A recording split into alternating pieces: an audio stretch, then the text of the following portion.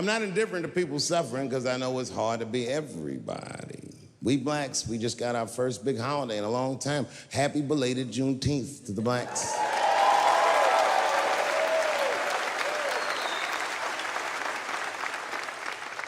Juneteenth is a strange holiday, isn't it? It commemorates when black people in Texarkana area of the country first found out they were free. But remember, they were free when they found out. They just didn't know it yet. Very, very interesting holiday. You know, I learned something. This is a wild story. I learned this past Juneteenth of a story that's true, and there was a black man who was in South Carolina during slavery who somehow got granted his freedom by his so-called master. And when his master granted him the freedom, he also gave him a plot of land. Now, it turns out this brother was brilliant. He had a good eye, a good knack for farming, and he farmed this plot of land very successfully and made a lot of money. And this is where the story gets crazy. When he got all that money, this nigga bought some slaves. Have you ever heard this before? This is a true story. Not only was he a slave owner, he became a slave breeder and employed tactics that were so cruel, even white slave owners were like, yo, my man. He was a wild dude, but he did it just because that's what successful people did at the time, and he just wanted to be down. What a fucking tragedy. How can a person that went through slavery perpetrate the same evil on a person that looks just like him? It's mind-blowing. And, shockingly, they're making a movie about him. Ironically, it's called Space Jews.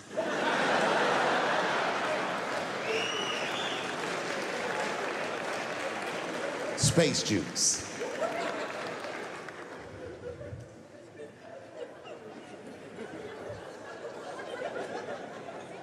The point of that story is this person was invested in a construct.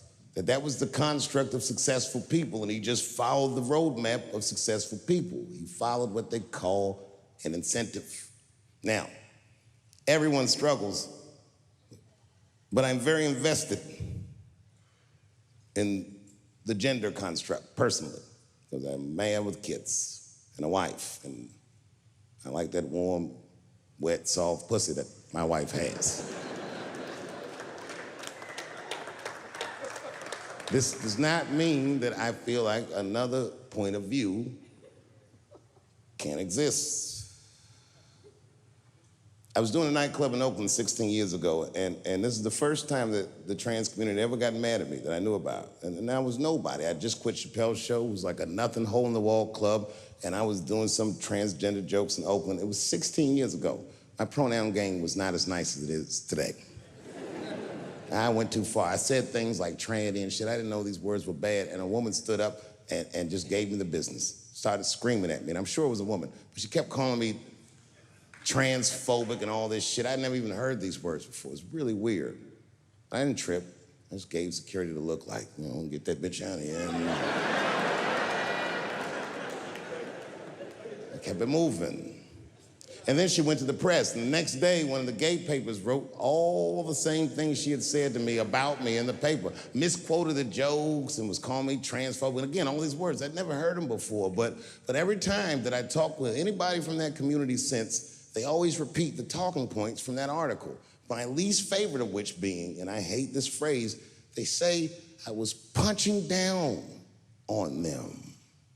Punching down. What the fuck does that mean? Now, fast forward. It's 2019. I'm in a restaurant in Ohio, a very nice restaurant. It's Thanksgiving week. And to be honest, it's not a very nice restaurant, but it's a nice restaurant if you're a white person from Ohio that's never been anywhere before. Picture Chili's.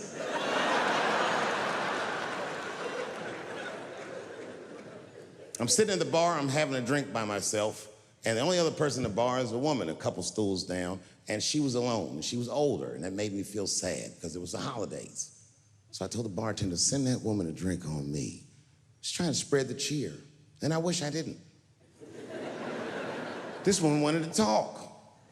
She wasn't mean, she was nice, but she just wanted to talk about shit that, you know what I mean, the nigga that's trying to get drunk don't want to hear about this bitch remodeling her bathroom, and I'm sitting there trying to be polite. Oh, subway tiles, word. But then she hits a lick, piqued my interest. She says, my daughter is coming home for the holidays.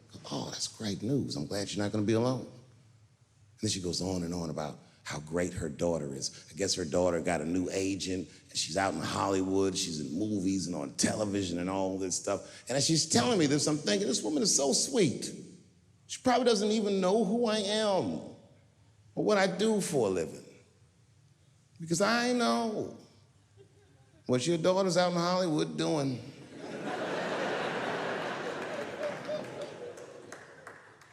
And then she goes, would you like to see her picture? Oh, now I don't want to see this woman's picture, but what am I gonna do? I go, okay, yeah, sure, I'd love to see the picture.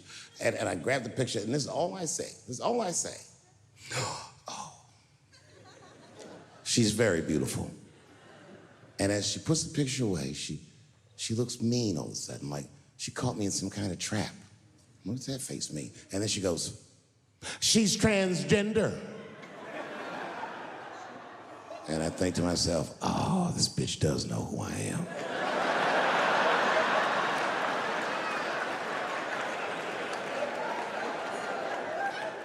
I really resented that trap because that trap doesn't let me be honest. If I was honest, I wouldn't fall for it. I just looked at the picture like, ooh, look at that big chiseled jawline, that big thick Joe Rogan neck.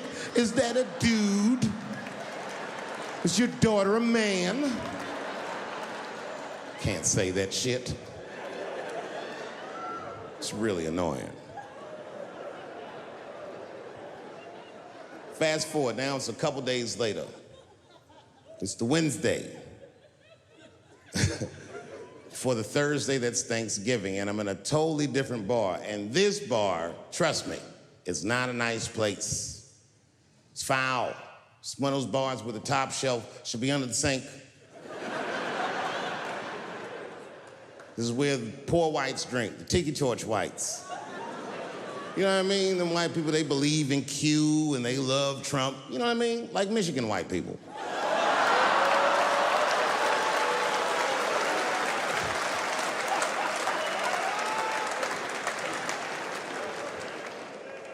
I remember I was at this bar one time. This is that kind of bar it is. I was in there one time, I was fucked up, and I turn around to everybody in the bar, I go, hey, everybody, I'm gonna buy everyone in the bar around the drinks. And all the motherfuckers like, hoorah!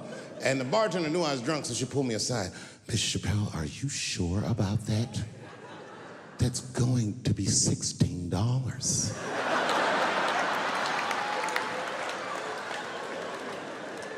Tough time for the whites. And this was a holiday weekend, you know what I mean? These motherfuckers was having a rootin' tootin' time. They was in there partying, making all them noises. Woo! Ow! Yow! You know all them noises white people make before lynching? They was doing all that shit.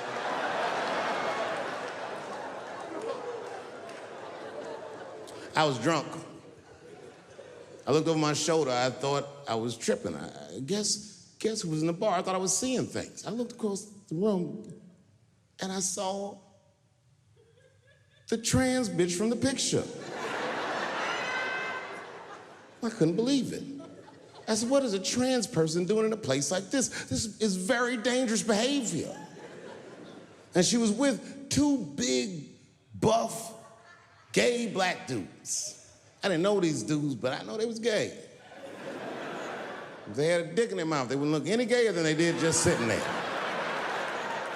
They had 1980s gay face. You know what that is? Remember in the 80s when gay people looked surprised all the time?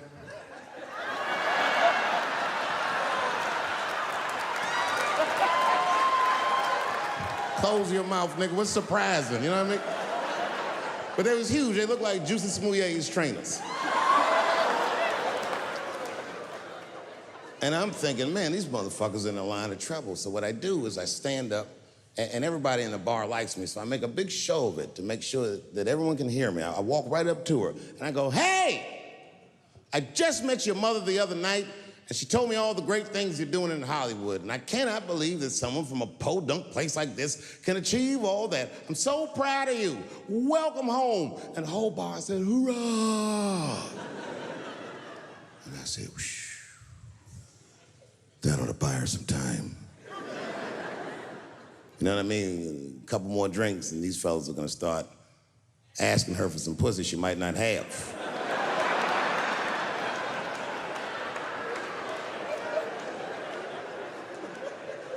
And she was very gracious. She said, thank you so much. And we shook hands. And as she was shaking my hand, her face turned mean, like her mom's. And she said, do you mind not punching down on my people? Oh, I don't like that. Normally, I would have let it go, but I was drunk. I said, what might you mean, bitch? I was careful to call her a bitch because I didn't want to blow her cover. Turns out she wasn't hiding. She was loud, she was proud. She let me have it in front of everybody, screaming at me all the talking points from that article. You transphobic, this and that. Kept clapping her hands in my face. Let me tell you something. I said, where you learned this from? Black bitches kept doing, let me tell you something, honey. So annoying. She kept calling transgenders her people. Isn't that weird? My people this, my people that. I said, what do you mean your people? Was y'all kidnapped in Transylvania and brought here as slaves?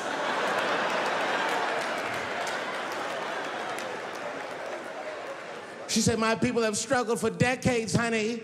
Decades. And I looked at them gay black dudes like, is there anything you niggas need to tell this bitch? Clifford.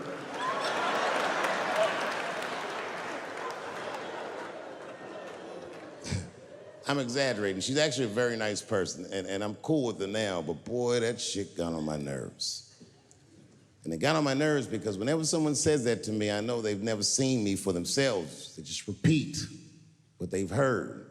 Any of you who have ever watched me know that I have never had a problem with transgender people. If you listen to what I'm saying, clearly, my problem has always been with white people.